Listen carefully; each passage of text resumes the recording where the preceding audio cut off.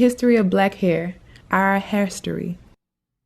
The history behind all elaborate designs and hairstyles originated in different ethnic groups in Africa. The first known example of dreadlocks date back to ancient Egypt, where dreadlocks appeared on many artifacts. Ancient Egyptians with dreadlocks have also been recovered from archaeological sites. Socially, hair grooming played a significant part in status and identity in African tribes.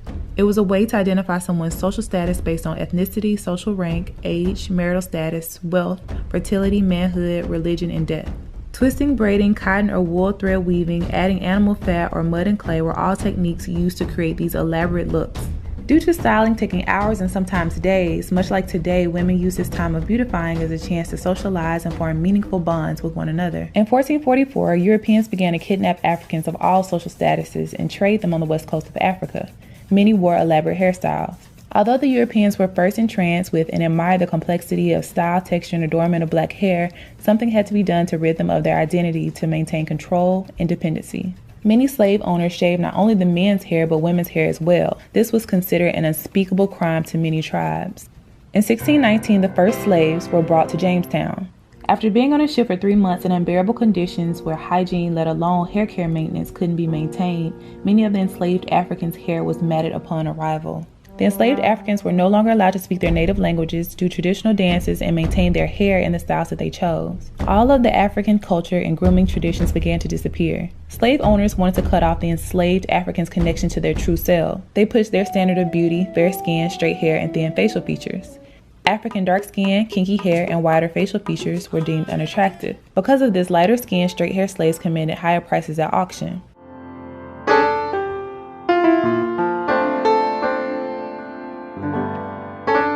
Due to brainwashing and internalizing color consciousness, many blacks promoted the idea that dark skin and kinky hair were less attractive and worth less.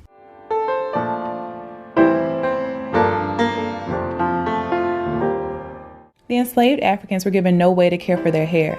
In the 1800s, without combs and the herbal treatments used in Africa, they were forced to use bacon grease, butter, kerosene, and sheep brushes to maintain their hair.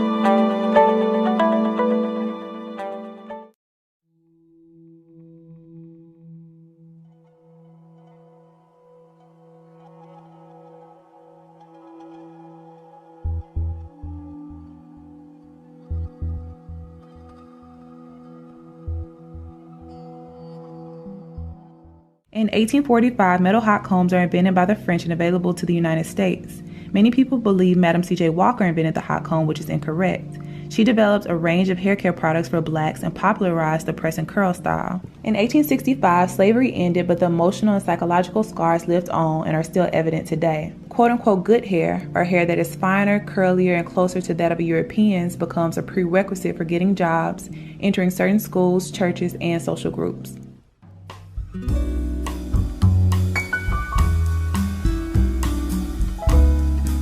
In the 1920s, Marcus Garvey, a black nationalist, urged his followers to embrace their natural hair and reclaim their African aesthetic. He is quoted as saying, "You must remove the kinks from your mind, not your hair."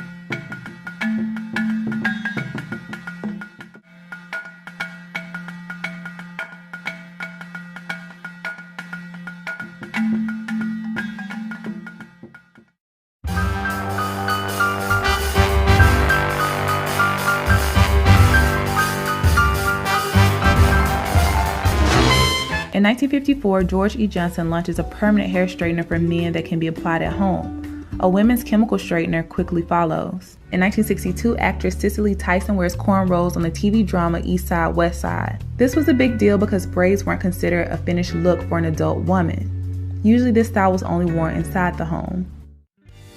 Angela Davis became an icon of Black power with her large afro. The afro became a symbol for Black power and pride. Kinky hair and dark skin is embraced, and the phrase "Black is beautiful" is coined. In 1968, Diahann Carroll is the first Black woman to star in a television network series. She is said to be the Black version of the all-American girl with straightened, curled hair.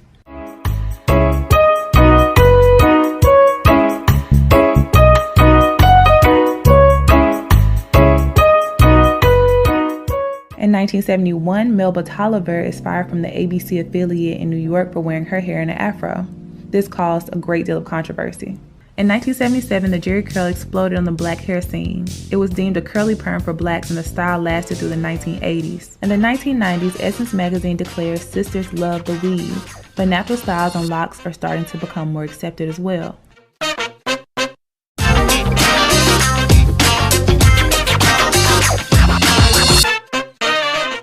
In the 2000s, relaxers, braids, and natural styles are explored by African Americans.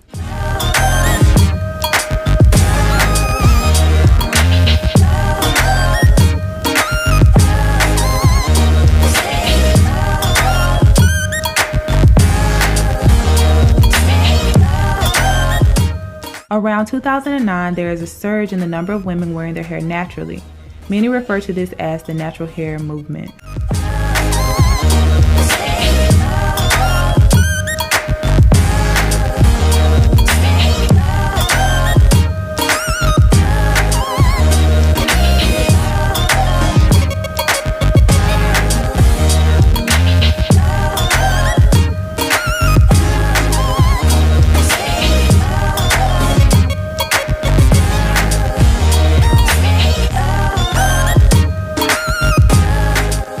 In 2006, Black hair care is a billion-dollar industry. Black women consume 80% of the hair industry but only own 3%. Keratin and Brazilian treatments are marketed to smooth and straighten natural hair without damaging the hair. Naturals soon to find this to be false. Today, Black women are wearing their hair in a variety of styles, both relaxed and natural.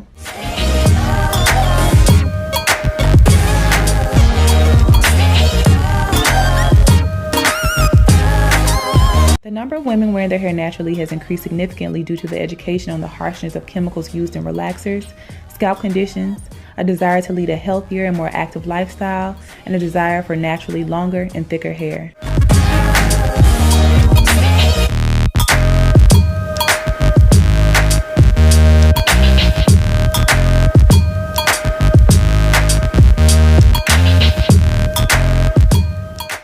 Many believe to truly embrace, understand, and appreciate our hair, especially in its natural state and how it directly relates to our culture, we must understand its history and be willing to maintain a certain level of integrity and respect regarding it. I wasn't able to list everything, unfortunately. The video would have been way too long, but I encourage you to continue to research about this subject.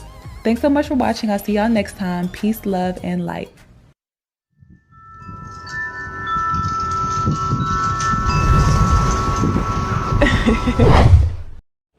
Okay, Black women, you just saw what I didn't even know about. That the Black woman's hairstyle was the meaning behind a lot of things, man. Y'all always want to run around and look like something else. You need to run around and embrace yourself. When you see a black guy, if I had extensions in my hair, how would you feel about that?